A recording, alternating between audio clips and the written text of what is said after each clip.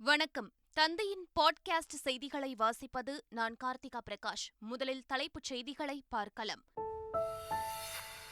வரும் 18ஆம் தேதி தமிழ்நாடு நாள் விழா கொண்டாடப்படும். பல்துறை ஆளுமைகளுக்கு விருதுகள் வழங்கப்படும் என முதலமைச்சர் மு.க.ஸ்டாலின் அறிவிப்பு. இன்று நடைபெறுகிறது நடப்பாண்டிற்கான நீட் நுழைவுத் தேர்வு. வழக்கம் போல் பல்வேறு கெடுபிடிகளுடன் அனைத்து ஏற்பாடுகளும் தயார் நிலை. பரபரப்பான சூழலில் இன்று அதிமுக எம்எல்ஏக்கள் கூட்டம். தலைமை அலுவலகத்திற்கு சீல் வைக்கப்பட்ட நிலையில் அடையாறு நட்சத்திர விடுதியில் நடைபெறவுள்ளது. இலவசங்களை வழங்கி வாக்கு கோரும் கலாச்சாரம் நாட்டின் வளர்ச்சிக்கு மிகப்பெரிய அச்சுறுத்தல். பிரதமர் நரேந்திர மோடி பேச்சு. தமிழகத்தின் பல்வேறு பகுதிகளில் மழை. நீலகிரி, கோவை உள்ளிட்ட 5 மாவட்டங்களில் கனமழைக்கு வாய்ப்பு என்று சென்னை வானிலை ஆய்வு மையம் அறிக்கை. TNPL லீக் ஆட்டத்தில் 9 விக்கெட் வித்தியாசத்தில் திருப்பூர் அணியை வீழ்த்தியது கோவை கிங்ஸ். மற்றொரு ஆட்டத்தில் திண்டுக்கல் அணியை வீழ்த்தியது சேப்பாக் சூப்பர் கில்லிஸ். இனி விரிவான செய்திகள். சென்னை கலைவாணர் அரங்கத்தில் தமிழ்நாடு நாள் விழா வரும் 18ஆம் தேதி நடைபெறவுள்ளதாக அறிவிக்கப்பட்டுள்ளது. இதுகுறித்து வெளியிடப்பட்டுள்ள அறிக்கையில் இந்த விழாவில் முதலமைச்சர் மு.க.ஸ்டாலின் பங்கேற்று உரையாற்ற உள்ளதாக கூறப்பட்டுள்ளது. தமிழ்நாடு நாள் விழாவில் கருத்தரங்கம், செய்தி மக்கள் தொடர்புத் துறையின் சார்பாக குறும்படம் திரையிடல் மற்றும் விழா சிறப்பு மலர் வெளியிடப்படுகின்றது. செஸ் ஒலிம்பியாட் போட்டி நடைபெறவுள்ள மாமல்லபுரத்தில் தமிழக அரசின் தலைமை செயலாளர் இறையன்பு ஆய்வு செய்தார். இந்நிலையில் சர்வதேச செஸ் ஒலிம்பியாட் போட்டிகளுக்கான ஏற்பாடுகள் 80% நிறைவடைந்ததாக விளையாட்டு மற்றும் மேம்பாட்டுத்துறை அமைச்சர் மேயநாதன் தெரிவித்துள்ளார். 80% மேலாக பணிகள் நிறைவேற்றி இன்னும் 2 நாட்களில் அனைத்து பணிகளும் நிறைவேறுகின்ற அந்த சூழலில் நாம் பார்வையிட்டுக் கொண்டிருக்கிறோம். ஹால் 1 பொறுத்த வரைக்கும் கிட்டத்தட்ட 196 டேபிள் போடப்பட்டு அதில் 49 அணிகள் பங்கேற்பதற்கும், அதேபோல் ஹால் 2 பொறுத்த வரைக்கும் 512 டேபிள் போடப்பட்டு அதில் 128 அணிகள் என ஒரு நாளைக்கு 177 அணிகள் விளையாட்டுப் போட்டிகளில் பங்கேற்பதற்கான அந்த வசதிகளை ஏற்பாடு செய்து முழுமையாக நடைபெற்றுக் கொண்டிருக்கிறோம்.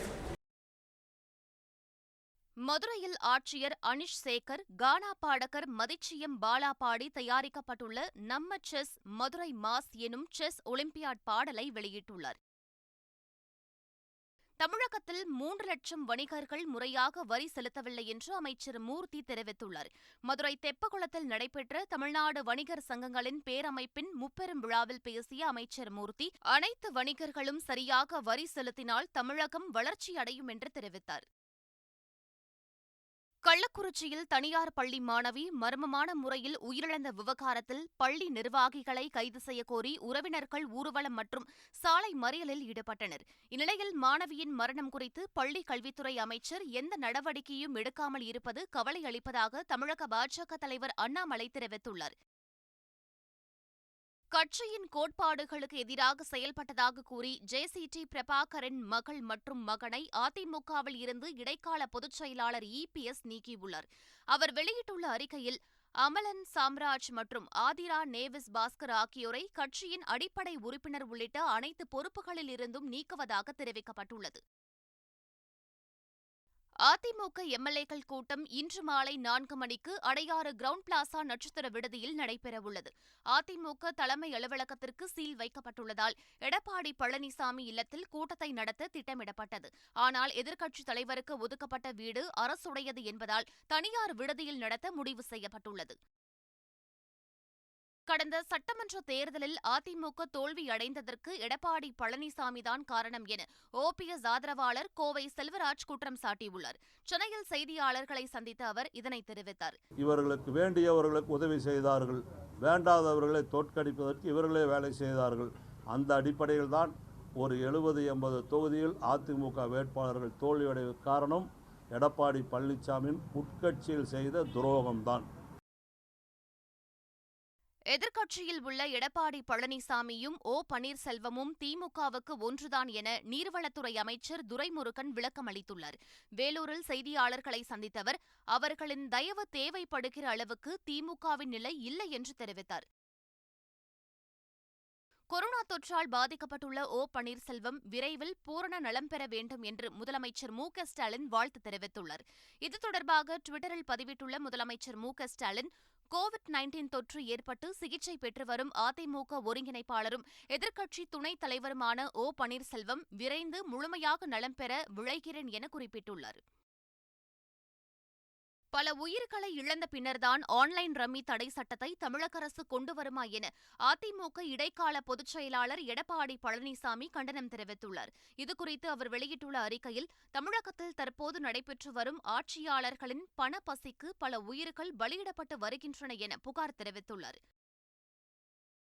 முரசொலி பத்திரிகையில் ஆளுநர்கள் பற்றிய தமது கருத்திற்கு வெளிவந்த விமர்சனத்திற்கு புதுச்சேரி துணைநிலை ஆளுநர் தமிழிசை சவுந்தரராஜன் பதிலடி கொடுத்துள்ளார். இதுகுறித்து அவர் விடுத்துள்ள அறிக்கையில், ஆளுநர்கள் ஆக்கப்பூர்வமாகத்தான் செயல்பட்டுக் கொண்டிருக்கிறார்கள் என குறிப்பிட்டுள்ளார். நீலகிரி மாவட்டத்தில் 10 நாட்களுக்கும் மேலாக கனமழை பெய்து வரும் நிலையில் உதகையில் உள்ள விருந்தினர் மாளிகையில் அதிகாரிகளுடன் அமைச்சர்கள் KKSSR ராமச்சந்திரன், செந்தில் பாலாஜி, ராமச்சந்திரன் ஆகியோர் ஆலோசனை மேற்கொண்டனர். எதிர்காலத்திலும் பேரிடர் இல்லாத நீலகிரியை மாற்றும் வகையில் நிலச்சரிவு ஏற்படும் பகுதிகளை கண்டறியுமாறு அவர்கள் வலியுறுத்தினர். நடப்பாண்டிற்கான நீட் நுழைவுத் தேர்வு இன்று நடைபெறும் நிலையில் 18,72,000 மாணவர்கள் 3,500க்கும் அதிகமான மையங்களில் தேர்வு எழுதுகின்றனர்.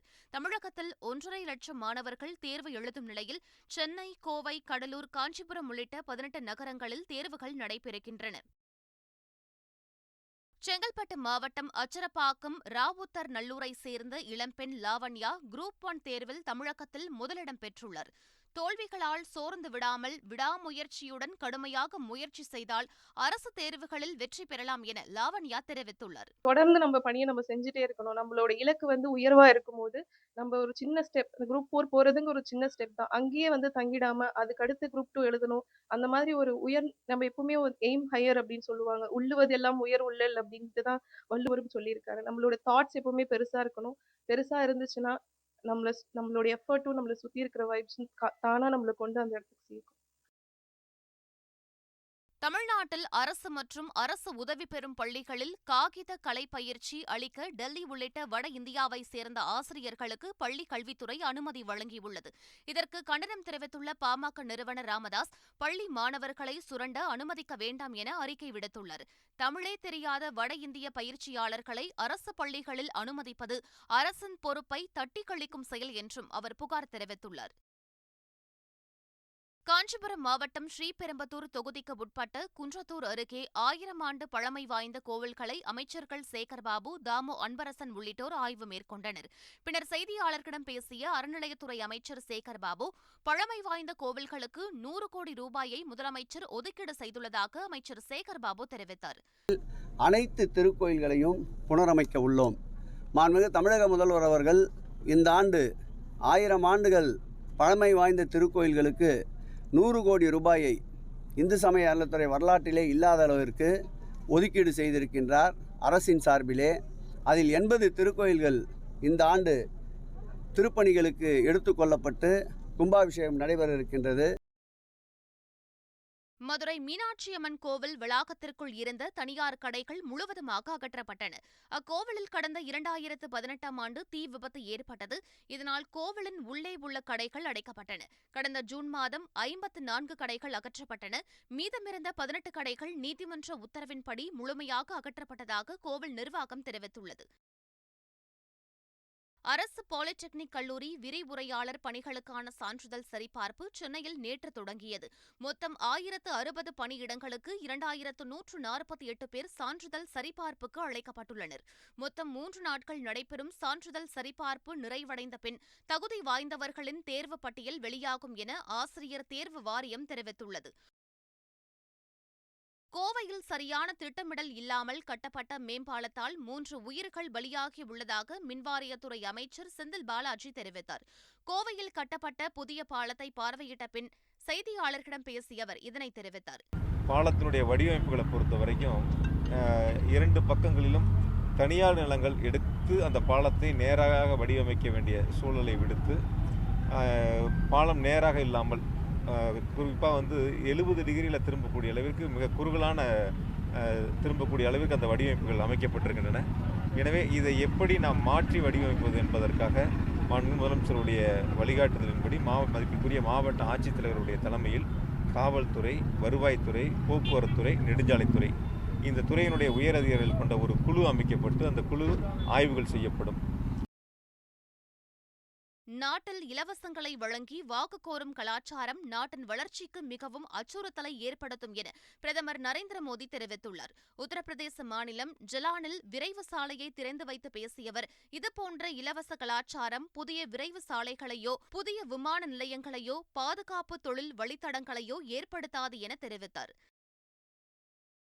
தேசிய ஜனநாயக கூட்டணியின் குடியரசு துணைத் தலைவர் பதவிக்கு மேற்குவங்க ஆளுநர் ஜெக்தீப் தங்கர் போட்டியிடுவார் என பாஜக தலைவர் ஜே.பி. நட்டா அறிவித்துள்ளார். டெல்லியில் செய்தியாளர்களிடம் பேசிய ஜே.பி. நட்டா, விவசாயிகள், இளைஞர்கள், பெண்கள் மற்றும் விளிம்பு நிலை மக்களின் நல்வாழ்வுக்காக பாடுபட்ட ஜெக்தீப் தங்கர் வேட்பாளராக இருப்பதில் மகிழ்ச்சி அளிப்பதாக பிரதமர் நரேந்திர மோடி தெரிவித்துள்ளார். கர்நாடக மாநிலத்தில் கடந்த 10 நாட்களாக தொடர் கனமழை பெய்து வருவதால் கேஆர்எஸ் மற்றும் கபினி அணையில் இருந்து தமிழ்நாட்டிற்கு 1 லட்சத்திற்கும் மேலாக கன அடி தண்ணீர் திறந்துவிடப்படுகிறது. கேஆர்எஸ் அணையில் இருந்து தமிழ்நாட்டிற்கு வரும் வழியில் உள்ள சிவனசமுத்திரம் நீர்வீழ்ச்சியில் வெள்ளப்பெருக்கு ஏற்பட்டுள்ளது. கேரளாவில் சபரிமலை ஐயப்பன் கோவில் நடை ஆடி மாத பூஜைக்காக திறக்கப்பட்டது. தந்திரி கண்டரரு மகேஷ் மோகனரு முன்னிலையில் மேல்சாந்தி பரமேஸ்வரன் நம்பூதிரி கருவறையை திறந்து தீபாராதனை செய்தார். தொடர்ந்து 5 நாட்கள், அதாவது வரும் 21ஆம் தேதி வரை ஆடி மாத சிறப்பு பூஜை வழிபாடுகள் நடைபெறும் என்றும் ஆன்லைன் முன்பதிவு அடிப்படையில் பக்தர்கள் சுவாமி தரிசனத்திற்கு அனுமதிக்கப்படுவார்கள் என்றும் திருவிதாங்கூர் தேவஸ்தானம் தெரிவித்துள்ளது. கேரளாவிற்குள் பன்றிகளை கொண்டு வருவதற்கு தற்காலிக தடை விதிக்கப்பட்டுள்ளது. பீகார் மாநிலம் உள்ளிட்ட பன்றிகளுக்கு ஆப்பிரிக்க பன்றிக் காய்ச்சல் பாதிப்பு ஏற்பட்டுள்ளதால் மாநிலங்களுக்கு மத்திய அரசு எச்சரிக்கை விடுத்துள்ளது. இதனைத் தொடர்ந்து பன்றிகளை தாக்கும் ஆப்பிரிக்க பன்றிக் காய்ச்சலை தடுக்க கேரள அரசு முன்னெச்சரிக்கை நடவடிக்கை எடுத்துள்ளது. அதன்படி கேரளாவிற்குள் பன்றிகள் மற்றும் பன்றி இறைச்சி கொண்டு வருவதற்கு தற்காலிகமாக தடை விதிக்கப்பட்டுள்ளது. பராசன் ஓபன் செஸ் தொடரில் இந்தியாவின் இளம் கிராண்ட் மாஸ்டர் பிரக்யானந்தா சாம்பியன் பட்டம் வென்று மீண்டும் அசத்தியுள்ளார். செர்பியாவின் பராசன் நகரில் நடைபெற்ற ஓபன் செஸ் தொடரில் மொத்தம் 9 சுற்றுகள் நடைபெற்றன. இந்த 9 சுற்றுகளின் முடிவில் 2 டிரா மற்றும் 7 வெற்றிகள் என மொத்தம் 8 புள்ளிகள் பெற்று பிரக்யானந்தா சாம்பியன் பட்டம் வென்றார். TNPL தொடரின் 21வது லீக் போட்டியில் திண்டுக்கல் டிராகன்ஸ் அணியை 5 விக்கெட்டுகள் வித்தியாசத்தில் சேப்பாக் சூப்பர் கில்லிஸ் அணி வீழ்த்தியது. கோவையில் நடைபெற்ற போட்டியில் முதலில் பேட் செய்த திண்டுக்கல் டிராகன்ஸ் அணி 20 ஓவர்களில் 5 விக்கெட் இழப்பிற்கு 138 ரன்கள் எடுத்தது. தொடர்ந்து ஆடிய சேப்பாக் சூப்பர் கில்லிஸ் அணி 5 விக்கெட்டுகளை இழந்து கடைசி ஓவரில் இலக்கை எட்டி வெற்றி பெற்றது. இதன் மூலம் நடப்பு தொடரில் 3வது வெற்றியை பதிவு செய்த சேப்பாக் சூப்பர் கில்லிஸ் அணி 6 புள்ளிகளுடன் 4வது இடத்தில் உள்ளது. கோவையில் நடைபெற்ற TNPL லீக் ஆட்டத்தில் கோவை கிங்ஸ் அணி 9 விக்கெட்டுகள் வித்தியாசத்தில் திருப்பூர் அணியை வீழ்த்தியது. முதலில் களம் இறங்கிய திருப்பூர் அணி 20 ஓவர் முடிவில் 7 விக்கெட்டுகளை இழந்து 157 ரன்களை எடுத்தது. இதையடுத்து களம் இறங்கிய கோவை அணி 15.2 ஓவரில் 1 விக்கெட்டை மட்டுமே இழந்து 158 ரன்களை எடுத்தது. இதன் மூலம் 9 விக்கெட் வித்தியாசத்தில் கோவை வெற்றி பெற்றது. இது கோவை அணியின் 3வது வெற்றியாகும். இந்தியா இங்கிலாந்து அணிகள் மோதும் 3வது மற்றும் கடைசி ஒருநாள் கிரிக்கெட் போட்டி மான்செஸ்டர் நகரில் இன்று நடைபெறுகிறது. இதுவரை 2 அணிகளும் தலா ஒரு வெற்றியை பெற்று 1-1 என தொடர் சமநிலையில் உள்ளது. இன்றைய போட்டியில் வெற்றி பெற்று தொடரை கைப்பற்ற 2 அணிகளும் போராடும் என்பதால் இந்த போட்டியில் பரபரப்புக்கு பஞ்சமிருக்காது. சென்னை, திருவள்ளூர், காஞ்சிபுரம் உள்ளிட்ட கடலோர மாவட்டங்களில் இடியுடன் கூடிய கனமழை பெய்யும் என்று சென்னை வானிலை ஆய்வு மையம் தெரிவித்துள்ளது. அதேபோல் நீலகிரி, கோவை உள்ளிட்ட 5 மாவட்டங்களில் கனமழைக்கு வாய்ப்புள்ளதாகவும் தெரிவிக்கப்பட்டுள்ளது. இந்நிலையில் நேற்று இரவு முதல் அதிகாலை வரை சென்னை மற்றும் அதன் சுற்றுவட்டார பகுதிகளில் கனமழை பெய்தது. இதனால் தாழ்வான பகுதிகளில் தண்ணீர் தேங்கியதால் வாகன ஓட்டிகள் அவதிக்கு உள்ளாகினர். மீண்டும் தலைப்புச் செய்திகள். வரும் 18ஆம் தேதி தமிழ்நாடு நாள் விழா கொண்டாடப்படும். பல்துறை ஆளுமைகளுக்கு விருதுகள் வழங்கப்படும் என முதலமைச்சர் மு.க. ஸ்டாலின் அறிவிப்பு. இன்று நடைபெறுகிறது நடப்பாண்டிற்கான நீட் நுழைவுத் தேர்வு. வழக்கம் போல் பல்வேறு கெடுபிடிகளுடன் அனைத்து ஏற்பாடுகளும் தயார் நிலை. பரபரப்பான சூழலில் இன்று அதிமுக எம்எல்ஏக்கள் கூட்டம். தலைமை அலுவலகத்திற்கு சீல் வைக்கப்பட்ட நிலையில் அடையாறு நட்சத்திர விடுதியில் நடைபெறவுள்ளது. இலவசங்களை வழங்கி வாக்கு கோரும் கலாச்சாரம் நாட்டின் வளர்ச்சிக்கு மிகப்பெரிய அச்சுறுத்தல். பிரதமர் நரேந்திர மோடி பேச்சு. தமிழகத்தின் பல்வேறு பகுதிகளில் மழை. நீலகிரி, கோவை உள்ளிட்ட 5 மாவட்டங்களில் கனமழைக்கு வாய்ப்பு என்று சென்னை வானிலை ஆய்வு மையம் அறிக்கை. TNPL லீக் ஆட்டத்தில் 9 விக்கெட் வித்தியாசத்தில் திருப்பூர் அணியை வீழ்த்தியது கோவை கிங்ஸ். மற்றொரு ஆட்டத்தில் திண்டுக்கல் அணியை வீழ்த்தியது சேப்பாக் சூப்பர் கில்லிஸ். இத்துடன் பாட்காஸ்ட் செய்திகள் நிறைவு பெறுகின்றன. வணக்கம்.